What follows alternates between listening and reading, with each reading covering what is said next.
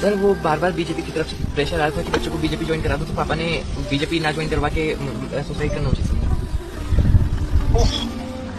पापा ने जी सर, और मम्मी ने भी?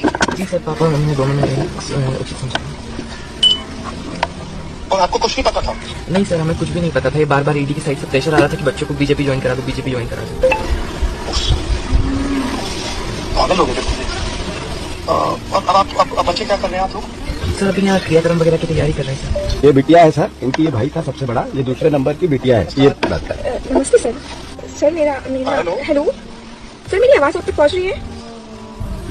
आपको आवाज? सर मैंने आज तक आपसे कुछ नहीं बोला यात्रा के दौरान भी। सर मैं आपसे इतना बोलना चाहती हूँ, इतना मानना चाहती हूँ कि आप सर माँ बाप का साया उठ गया, पर मैं आपसे उम्मीद है कि आप आएंगे एक बार। तो सर आप आएंगे? बिल्कुल सर हम, क्योंकि मम्मा पापा दोनों चले गए सर, कोई भी नहीं है साथ। नहीं, यहाँ कर रहा हूँ।